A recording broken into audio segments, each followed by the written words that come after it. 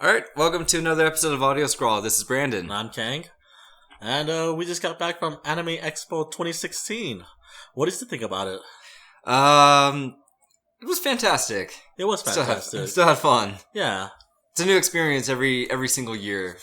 They always change it up. I mean, the principle or like the things that we do to get around, it's still the same, but there's always something like to do, something different. Yeah, something new to learn and to adapt. Yep. Yeah, if there are things that you want to do or things you're trying to get done, just see what you can manage. But I don't think anyone could ever be disappointed. You go over there, like you and I, we've talked about it before. There's people we want to see. We want to try to understand the autograph booth a little bit better and try to meet the people, the honored guests. And I think I would say that was probably like our highlight this year. Like that seems to be where our focus was, but we're still doing other stuff as well. But we're constantly adjusting our time based on who we want to see. Yeah, for sure. We did to start off the bat, we did get the premiere pass, and that enabled us to bypass most of the lines, pretty much. Right. So we didn't have to wait, hours on ahead to get into panels, which was nice. Which makes planning a lot more manageable. Yes. But I mean, we still go to places pretty early anyway. Yeah. Just because there's always going to be a line no matter what, as well as even when you have panels going on, they still kind of prefer even premiere pass owners to show up a little bit early. That way they can count the amount of people, count the amount of space they have for everyone, because they'll check out the main line and they will cap the line. So they just want to make sure they have enough room for people. Yeah. Mm-hmm. Not get too many people upset. So going on. So how to go about this? I guess we're not gonna break it down day by day. That'd be just too long. But I guess just what did you like about your experience? You just read my mind, King. Yeah. Yes. What do we like? What do we not like? Let's start with the positives. But I don't think we'll have too many negatives anyway. But it is something to consider. The positives. What I liked. I liked that we finally figured out how to get autographs this year. Yes. The proper way. I like that they. Okay, so here's the breakdown. Because every year we're like, they're changing it up. We're always trying to figure out like what's going on. How do we meet the guests? How do we get their autographs? What do we get signed?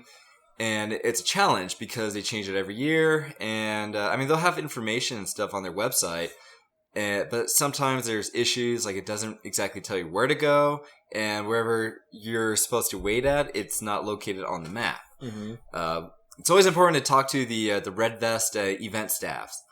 They're the ones who should have pretty good information. They can lead you to the next person, or they can lead you to the place that you want to go to. And we finally figured out how to get there. I mean, we were a little bit prepared for that, but we were able to get there on time. I like that they distribute tickets is what they do. It doesn't cost anything. You just have to get to the autograph booth and you have to pick up the ticket to the person you want to see. They distribute tickets to people. It's first come, first serve. This can be good, but this can also be a problem. The likes is that's 8 o'clock in the morning. That's when they start handing out tickets. I like that because it's first thing in the morning. No panels is happening at that time. Yeah, for the most part, no panels happens until 10. Maybe like 9:45 at the earliest. Yes. So you can get those tickets and you can get that out of your way. You're not missing anything. So I like that. The problem is a lot of people want to see the guest of honors. But everyone, they have their own guest that they want to see. Not everyone's the same. Mm-hmm. But it's just rolling the die and hoping that there's enough ticket for you to go see. Yep.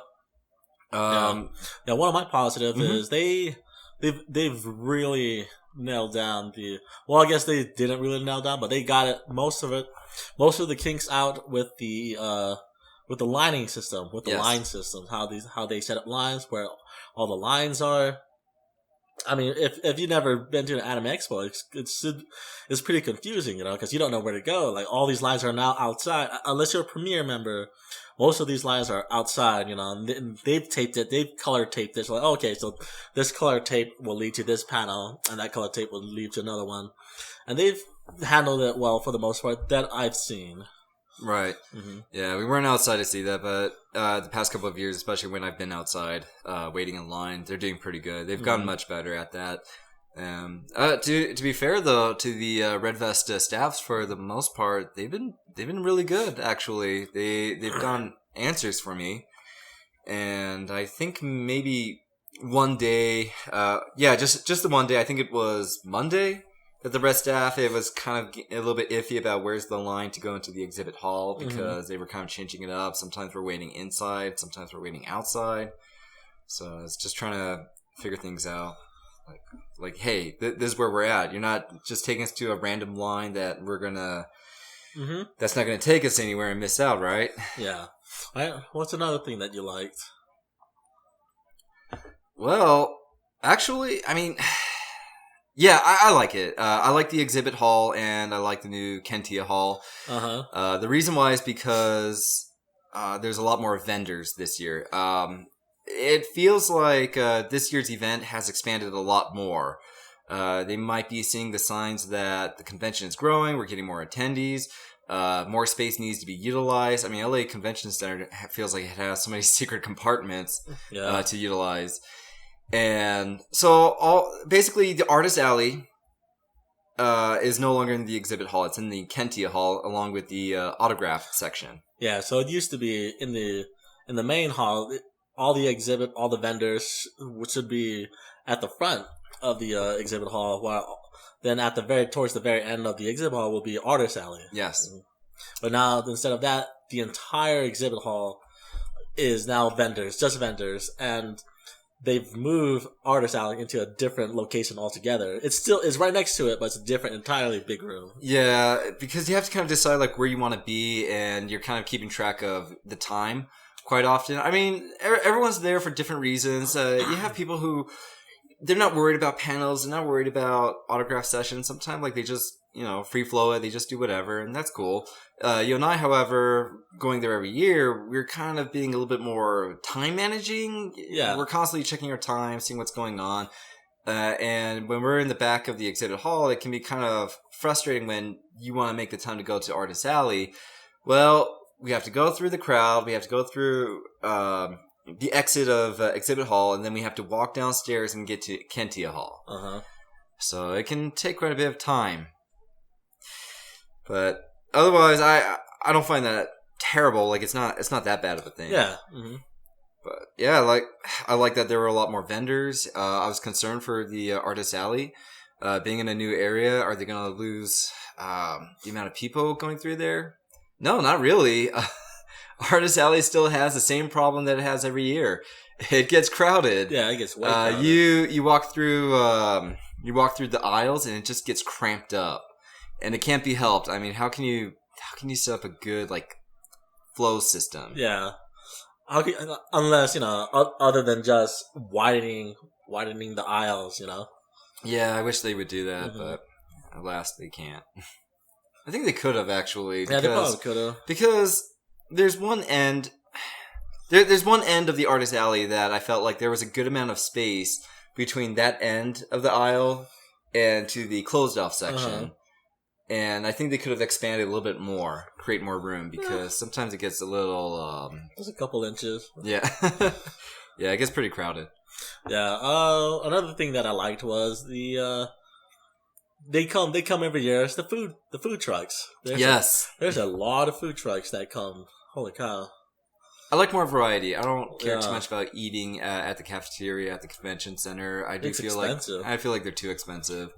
Because I think one year, maybe back in 2010, 2011 event, got a hamburger, French fries meal, and I think I paid around like $11 or $12, and I felt like it was a so-so meal, nothing great.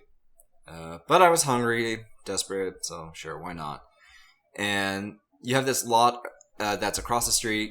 and they've been expanding a little bit more. There was a good amount of food trucks last year, but this year they expanded. They utilized the whole parking area, and they just have a lot of food trucks. And then the hot dog vendors, man, they are there with a vengeance too. Because I think we've always been a little confused about how they operate, because sometimes we see them there, sometimes they're not there. Yeah, and sometimes they get chased away by the authorities. Yeah. So like, so what's going on? But you have quite a few food trucks right there next to the entrance area, the building, and then across the street. And you have the hot dog vendors where they're not past the food truck, but behind them, but you can find them. And it seems like security got a little bit more laxed. And so you have a lot more options. The hot dog vendor is pretty good to get. They're basically, I guess, what they're called California dogs, where they're bacon wrapped and got mixed vegetables. They smell delicious. I haven't gone sick from them. Yeah. So far, so I'm okay with them. Knock on wood. Yeah, we're past that, and yeah, you got the food trucks. Right on. Yep. Other stuff that I liked. The panels are great. The panels are great. I mean, those are pretty much my highlights for this year. Those are the positives. Those are the things I really enjoyed. Yeah, the autographs, the food selection. Yeah. The lighting systems, the guests, the panels, the food, the separation of the artist alley and exhibit hall, then the vendors. Just expanding more vendors, yeah. You know, a lot of cosplayers. You got the photo group cosplay. I even liked how they moved some of the areas around, some of the vendors around, because Crunchyroll, Oh, that is another positive. Yes, because the main entrance is the I want to say the south entrance. Yes, it's the giant one. It's pretty much the big room right in front of the exhibit hall. They moved some of the they moved the Anime Expo vendor, and they moved all those vendors. Danny Chu's Culture Japan got moved too. And they moved it to the north entrance. Yeah, okay, so you got a couple of vendors that are set up like in the middle of the main lobby area of the main building. The Anime Expo merchandise store, as well as Culture Japan merchandise store. Both of them, I think, for like the last 2 or 3 years, has been like in the main lobby area in the center. And it's kind of frustrating going to those because the lines get pretty long and they wrap around the merchandise store. But what makes it even worse is that it's like this every year too. On day one, exhibit hall will open at 12 o'clock p.m.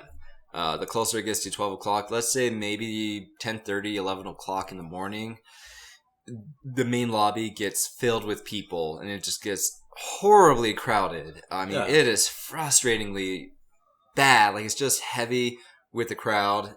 If you're in the middle of that, you kind of can't get anywhere. Yeah. People are barely budging. So with them moving out of the way, there's no more lines, circling the. I would say it lessens. Yeah, it lessens confusion. So it opens the area just a little bit more.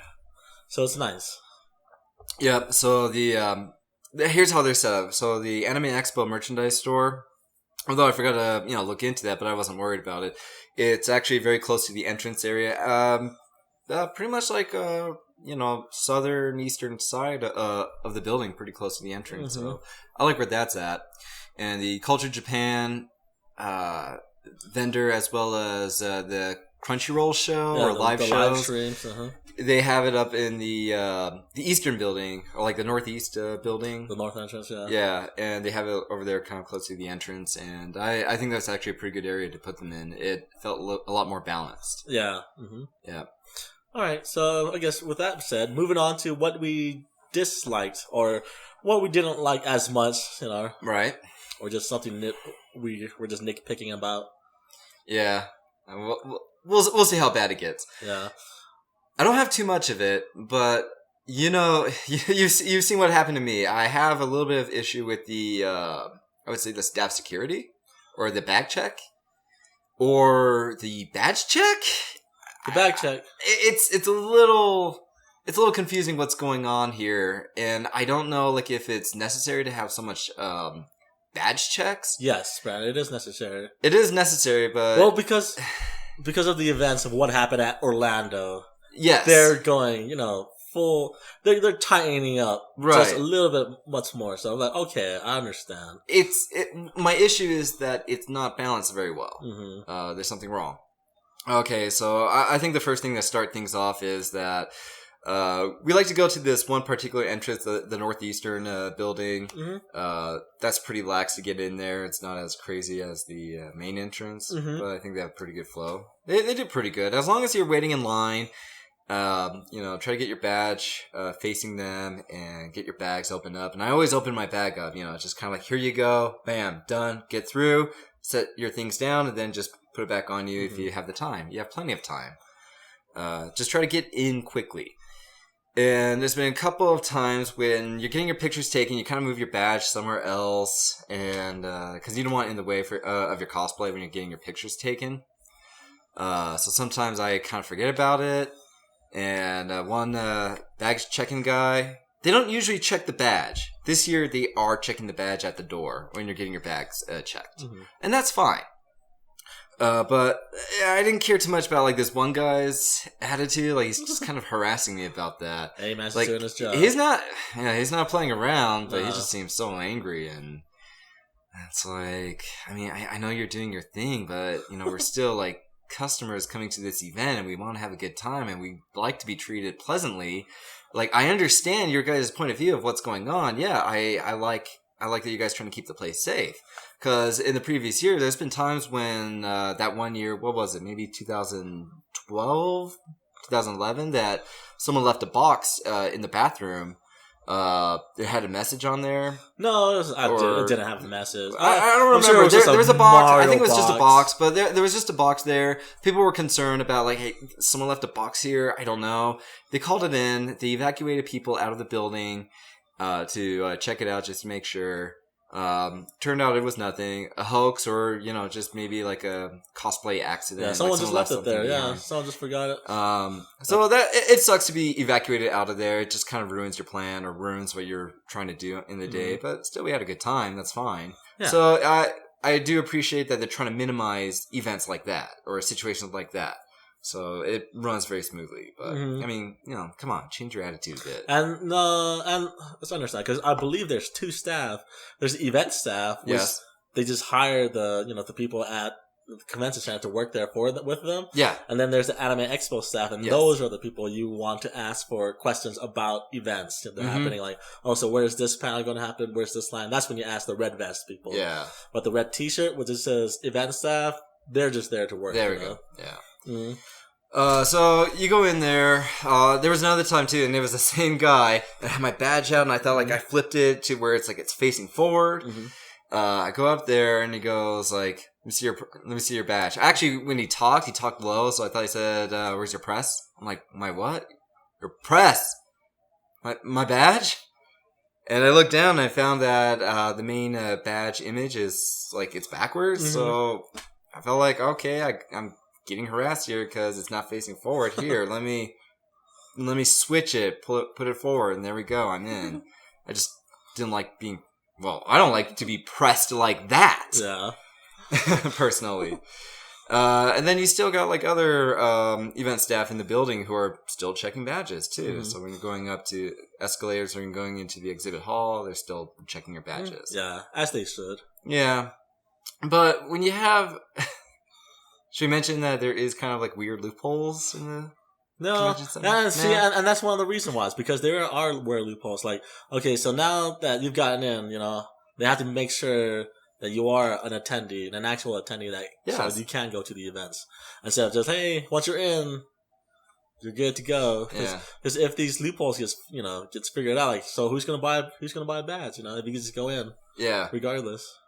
Yeah, because I understand that every panel entrance, and they should too. Every panel entrance, they're checking people's badges. Yeah, they should do that, and that's fine. Yeah, but the badge check in the main entrance area, there is flaws in that system. There is ways of getting in there, and it's kind of a question of like either they need to get everything checked up on, get the staff at the the entrances to check to make sure. Or otherwise, this is pointless. Mm-hmm. Okay. Yep. So moving on. Yep. I didn't really like the. I guess one of the nitpicky things is that the line to get autographs is unpredictable. Holy cow! Yes. Definitely yeah, nitpicky. It's random. Mm-hmm. Yeah. Oh, we got there. The first day we got there around 6. I'm like, yeah, 6 should be fine. We're on a mission to meet Yoshitaka fine. Amano here. And so we go over to the line. Like, nope, we were really far back. Holy cow! We kept thinking we have a chance. We kept thinking we had a chance. Technically, I think we still did have a chance, but we don't know. Mm-hmm. But then, so talking to the people online, I guess the people in the front of the line were there at 8 o'clock the day before. So I'm like, oh, geez, that's crazy. I wouldn't go that far to get someone like the person that I really want, and I want to get their autographs. I wouldn't go that far. First in, first out. Mm-hmm. Yeah. Here's how it's set up. So the first 75 people to ask for a guest to get their autograph are given a guaranteed ticket. After that, then they hand out 50 standby tickets.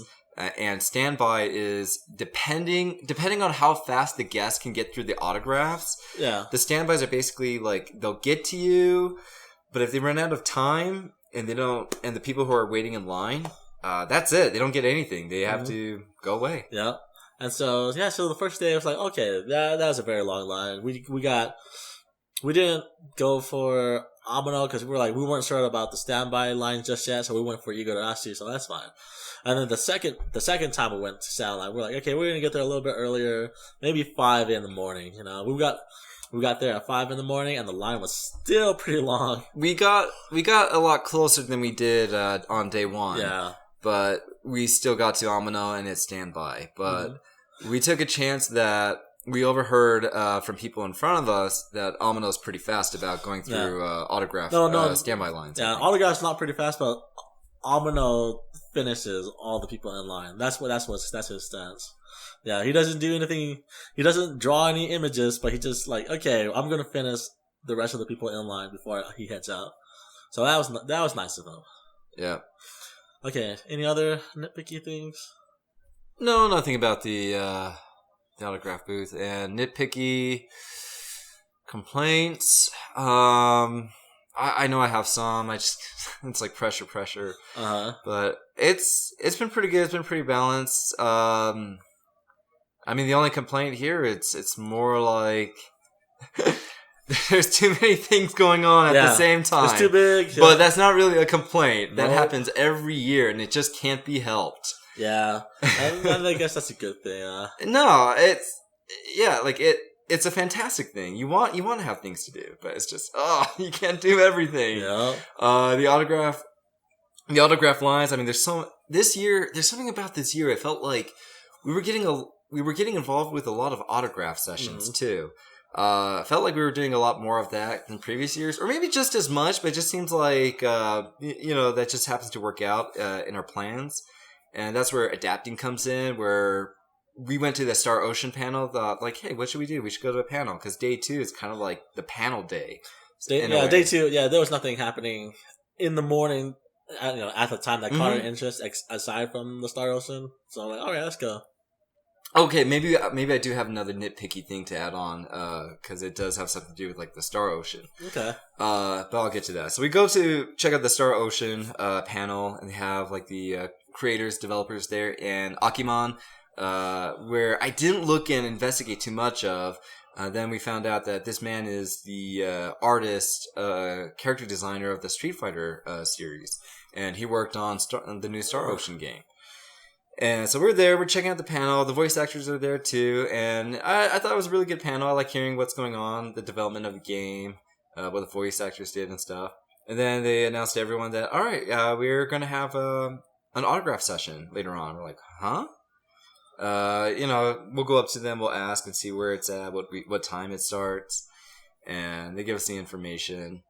And looking into people we want to get autographs on, here's the confusing part. You have the industry guests, and you have the guest of honors. The guest of honors are basically the organization of Anime Expo They're the ones that are paying the money and specifying, asking for guests to come over to America to the event. Mm-hmm. Then you got the industry guest. Now, these are basically companies and industries who are paying money to come to Anime Expo to promote themselves. And to help promote themselves, they actually bring people who are involved with the industry. Bring them out over and sign autographs. Mm-hmm. And we're trying to look up like guests, like who to get autographs from. And we got a little confused in the autograph line that, like, how can we tell who's who? Who's here for industry panel and who's here as guest of honors? The autograph booths only hands out tickets for guest of honors. But if you want to meet someone like the Star Ocean crew or Akiman, he's an industry guest, and it's more like you gotta try to figure it out on your own to like see when they're gonna show up. Mm-hmm. So that's the confusing part. That's the weird thing. Yeah, and luckily, there is the guidebook. You download the Anime Expo.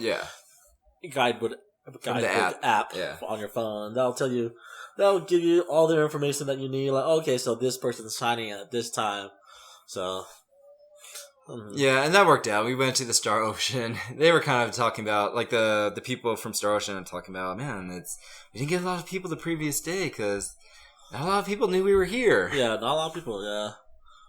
Yeah, so it's, they need to do a better job, like, taking care of, like, the industries, promote them, and let people know, like, hey, we're doing these autographs events. Yeah.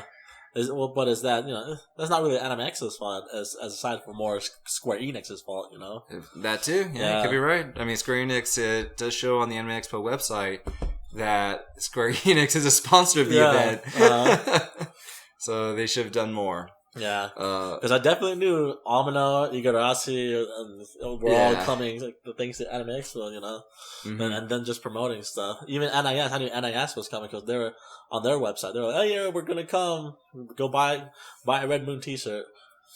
But I guess one more nitpicky thing that's not really Anime Expo's fault is the weather. I don't know what it was. It was high 70s, low 80s. And I was like sweating bullets. Holy cow! Yeah. Which is weird because we come back home, and it's like zero humidity, but it's like 90s, and I'm walking outside. I'm like, oh yeah, I'm barely breaking a sweat. So I'm like, it could be the humidity, and maybe you have a little bit more sensitivity to the humidity than me and my girlfriend. And it could just be like maybe like the smog or something. Who knows? Yeah. The smog can affect us. Could be the elevation too. Could be the elevation also. Yeah. Yeah. But other than that, it was a fantastic expo this year. Too many things that we weren't able to see, but still wanted to. But otherwise, had a great time. Yep. Cosplay. Let's talk about cosplay. Yeah, let's talk about cosplay. How was the cosplay this year? It was fun. It was fun this year. It was very simple because we were Mario and Luigi. Not from the video game, but from the live Super Mario Brothers Super Show. Yeah. Yes. So we just had, red and green coveralls and a white dress shirt. So. Yep.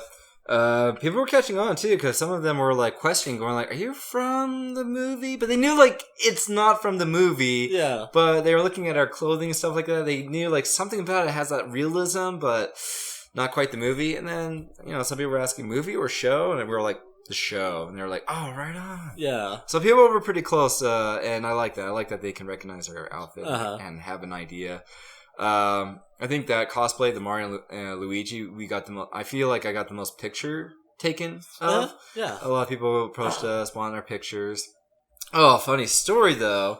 And sometimes I feel like it's a shame that you couldn't come with me, but I don't blame you because you're sweating like crazy over there. It's getting hot for you. But me and my girlfriend need to get some breakfast. We're heading over to Starbucks. We're going through the Staples Center Plaza area, and there was a group of kids, like some kind of organization where they have a group of kids. Maybe they have like a big brother, big sister kind of organization, and they're walking through the plaza. And as I'm walking past them, all the kids were yelling out, "It's Luigi! Hi, Luigi!" And all the kids are just yelling, saying hi to me. They're waving at me. I just look at them. I just waved back, and I thought this is actually fun. It's kind of neat. Yeah. Like they look so happy. Yeah, cosplaying is really fun. The pictures taken. You taking a lot of pictures also. It's fun to like pose and do stuff like that. It kind of gives you an opportunity to play around. Yeah. Yeah, I mean, basically, you're basically just acting like a kid. I don't want to say, like, you get to be a man-child because I don't find that term to be accurately portrayed. You're just there. There's no judgment. You can just be comfortable, however you want to be. I mean, don't go that far, don't be that underdressed, but there's a lot of people that has reference and characters that they want to be, and all of them are just having a blast. Yeah. So, that was the only, cosplay I did, though. Yeah. Then the following day I did, I did Fairy Tale, and I did Gray, my girlfriend did Lucy. I did pretty good getting pictures taken. But, sorry, we're a little distracted by my dog. He's trying to get attention here. Yep, that's all he wants. Anyway, so, yeah, me and my girlfriend dressed up as Fairy Tale. It doesn't feel like there were a lot of people dressed up as Fairy Tale. I mean, maybe we weren't out and about as much. But it was day 2, so we were pretty busy doing the panels and events, getting to exhibit hall and such. And... it was just a lot of fun. We couldn't make it to the Fairy Tale photo group. We just couldn't make it. We ended up going to the One Punch Man Matsuri. The Matsuri. Yeah. But otherwise, cosplay was a lot of fun. We went to the photo shoot area, got the backgrounds, got our pictures taken. We're just playing around. Alright. So that's it for the cosplay. Kang, why don't you tell us about the One Punch Man Matsuri? Alright, so the One Punch Matsuri, was an interesting thing. It was full packed. A couple, like maybe 1,000 attendees showed up. It started off with, crap. What happened? What started it off? What did the band show up first? Was that? No. They showed us the first episode, and it was English dub. Yeah, the first English dub episode of One Punch Man. And then after the episode, and they got the band out. Yep. Was it Project Jam? Yep, Project Jam. And they sung the intro of the One Punch Man series. Yep. I thought it might be like, I knew like the event was gonna be like Kill La Kill. Yeah. But that Kill La Kill event had a full on concert. Yeah, it ended with a concert with the Kill La Kill one. This one ended with just live one song. One song, and then I guess the live lip readings from the American actors and the Japanese Saitama actor. Yeah. You got the guests who are there, and they're just talking about like the production work, and then they announced that Viz is localizing the anime, distributing it. That's coming out to Toonami July 16th. Yes. I believe they said, which I'm shocked about that. It's been a long time since I've been keeping track of like what animes are broadcasting on cable or American television, but considering when One Punch Man was broadcasted through streaming and broadcasting in Japan, and compared to broadcasting it in America, that's a pretty good time gap actually. I find that to be pretty close together. Yeah, for English dubbing. Yeah, what do you think of the English dubs? They're fine.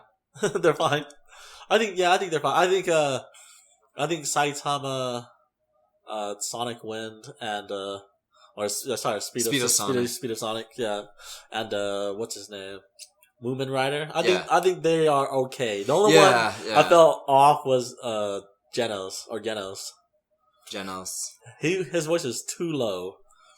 In my opinion, quite deep, low.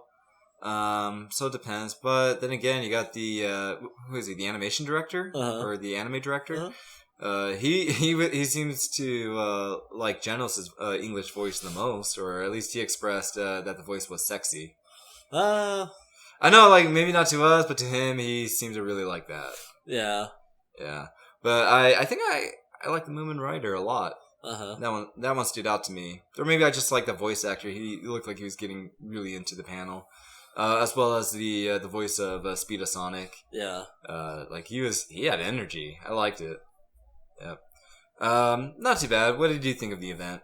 Yeah, not too bad overall. I was expecting a little bit more like more like I was expecting a concert towards the end. Yeah. But then I guess it makes sense because What other Project Jam. What other music have they done? It's an organization.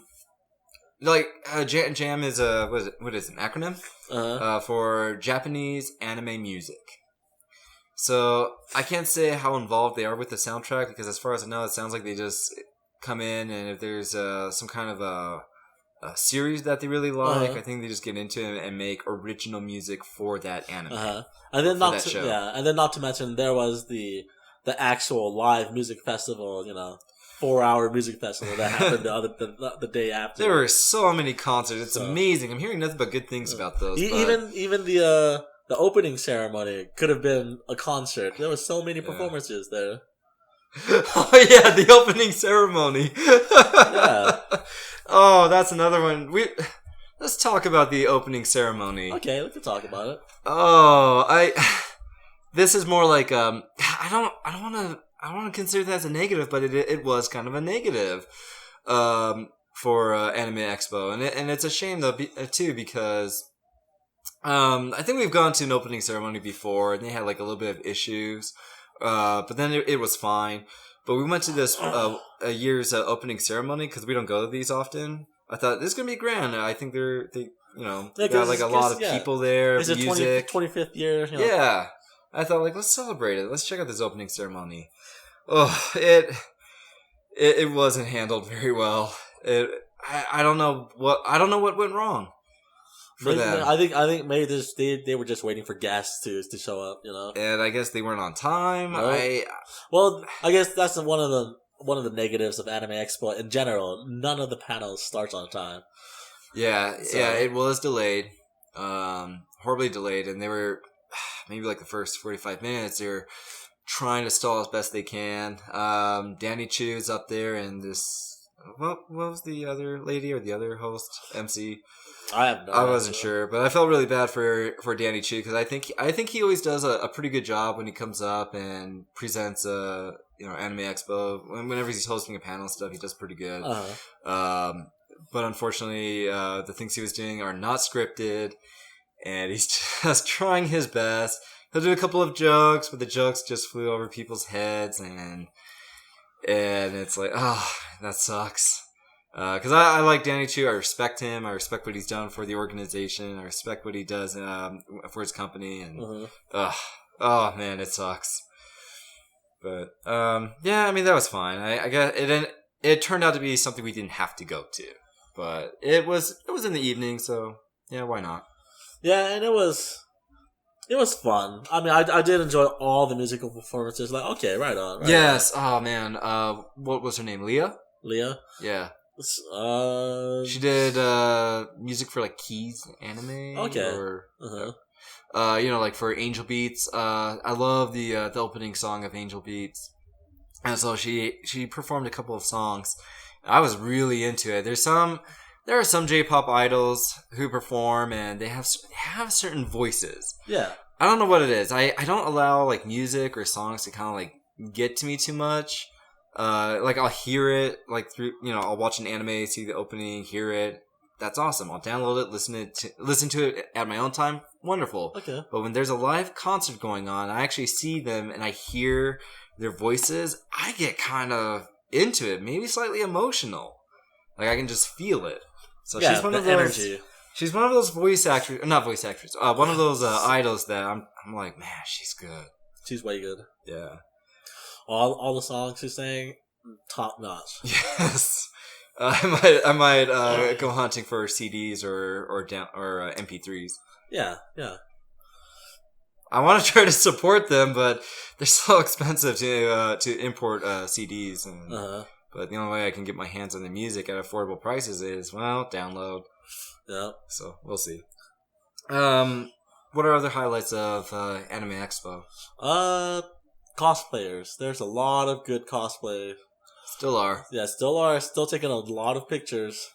I didn't take as much pictures. I felt like I was constantly moving around and getting to places. it kind of frustrated me a bit because I love seeing all these cosplayers. I like to take pictures. I like to take pictures of everything, even exhibit hall. A lot of the vendors and booth has like neat little setups, and I just like doing. I like interacting with it and get pictures taken. Yeah. But I think I've gotten to the point. I don't know if I'm jaded or not, but it's gotten to the point that places get really crowded. People are moving around, and I think I just got impatient of waiting for like people to clear up so I can take some pictures. I'm tired of like blocking people's paths and stuff. I'm tired of as you never should. Yeah, I'm tired of getting my path being blocked. Yeah, and so I just kind of cut down with picture taking a lot more. I think I like taking pictures in the main lobby, which is a great place to take pictures because the best cosplayers are out there. And that's where they should be too, because they have like bulky stuff out there, and a lot of people are taking pictures, so it's just a good area. Yeah. But I wasn't out there too much. I'm just constantly moving, trying to do stuff. Things I want to look at, things I want to see, what's there to buy, or what's there that I actually don't want to buy. So you'll find those things that, hey, I'm looking for this item. And when you find it, you get to physically look at it, check it out. And 2 reasons why you don't buy it. 1, you don't like the content. All right, great, you save money. Second reason, the price of it. The price may be a lot steeper than you thought. Okay, forget it, put it away. Yeah. Yep. But I got me my Dragon Quest art book. Nice. It's fantastic. So happy. Right on. Let's talk about vendors. Okay. Oh, wait, before we go on vendors, what are your highlights? What other highlights do you have? Wait, that was my highlight. That was your highlight. The cosplayers. Yeah? Yeah. Alright, my highlight would be the vendors. Good amount of them. A little bit of nitpick is Atlas and Capcom. They were there, but they did not sell any merchandise. I like the merchandise that they sell. I like to keep my options open, and sometimes you get good deals out of them too. Well, technically, I guess there was Udon Comics there. That's good point. Good point. And I was looking for the Udon stuff, but they have good selection. But I was just looking for the Mega Man hardcover art book, and they didn't have it. So oh well, that's okay. At least I saw. Yeah. But I visited them. It's pretty cool. Tempting, because I would have liked to get one of those artists to do a commission for me. Yeah, and it is the first time they've come down to Anime Expo, so... Yeah. They're always at San Diego Comic-Con. Yeah. Hopefully they expand. It's not like San Diego Comic-Con. Same with Kotobukiya. I was hoping they would have a little bit more, like, stuff, or the San Diego exclusive stuff.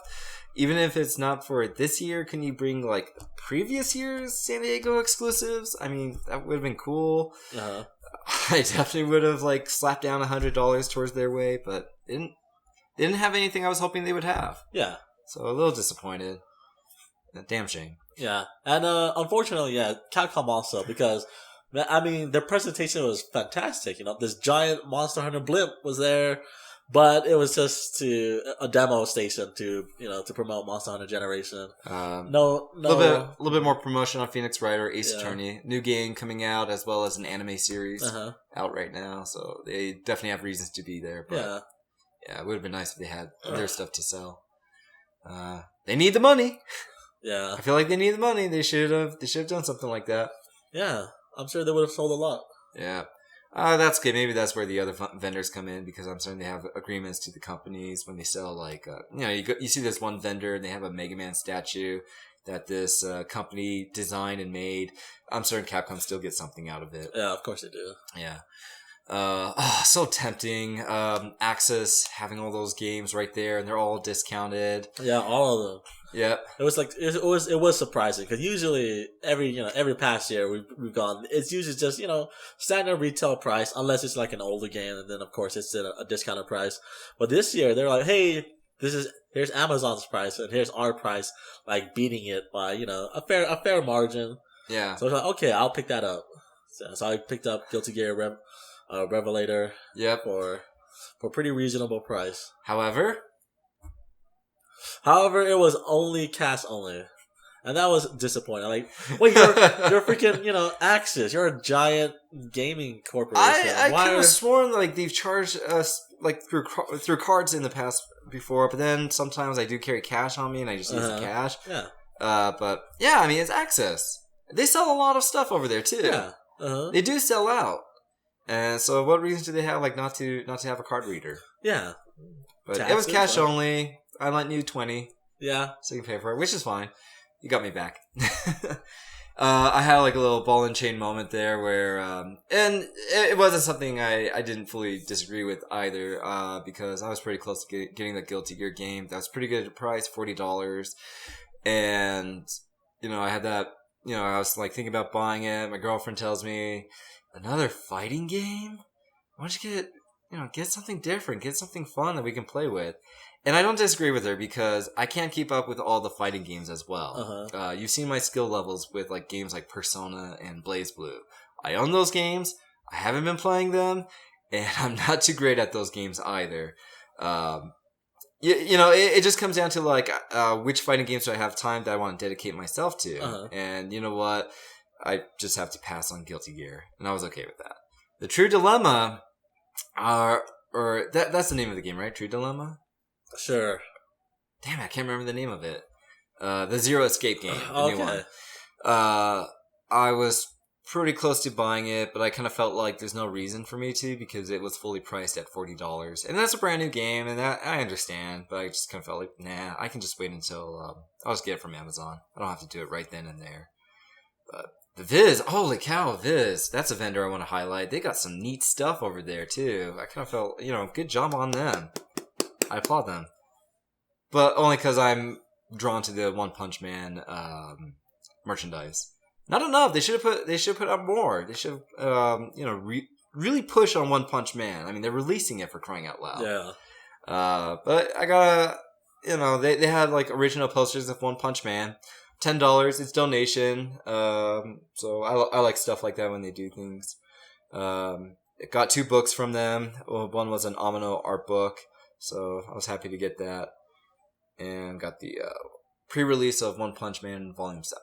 Right on. Yeah. Other vendors to highlight, like the backpack area. Yeah, most of the vendors in the very back is kind of like typical, like craft type of vendors. Stuff that we're not too into. But then you got a couple of industry vendors there too. Yeah. There was like an Amino booth where they have pretty neat selection of stuff. I wish I knew they were there on day one because I think they would have had more stuff. Yeah, to check out. Definitely would have. But they still had neat stuff in the end too, and they were very well supplied. Yep. Yeah, and there's always vendors there too that they supply items that you can get autographed to from the guest of honors. Yeah. So I like when vendors try to push on that too. Like, hey, you want an autograph from this person? We sell these items. It's a good item to get signed because these some of the guest of honors are pretty. They can be kind of picky about what they're signing, and they kind of prefer merchandise. They're not picky about what they're signing. What they're signing makes sense. Licensed products only from their works, or Shikishi, which is like an 8x8 signing board, which makes sense because they're not going to sign any fan made stuff. Like that wasn't their work, Yeah. All right, that's about it for me highlighting the vendors. Yeah, there was a lot of vendors I like. I wish I had more money so I could buy everything, but I can't. But it was nice. The exhibit hall is always nice to go into because you're like a kid in a candy store, Like, oh, I want this, I want that. It's the ultimate candy store for our interest because when you so since we're in this state, screw it, I'm just gonna say it. We live in Utah, and you got some shops that do sell like the anime or imported items and stuff like that, but they don't really have like the stuff that we're looking for, or it's not really up to date. And so we'll go to them. It's really cool. We see the things that we want to see, but we don't really buy much because they don't have what we want. When you go to Anime Expo Exhibit Hall, like it's the latest. Or there are things that you've been looking for, it's sold out, or you can't find it, it's hard to get, and there it is, right there in front of you, maybe at a decent price. And if you don't get it now, who knows when you'll get that in the future. So crazy moments. Yeah, well, that's it. Yeah, that's it for me too on vendors. Right, should we talk about 18 older panels? 18 and older panels? We can.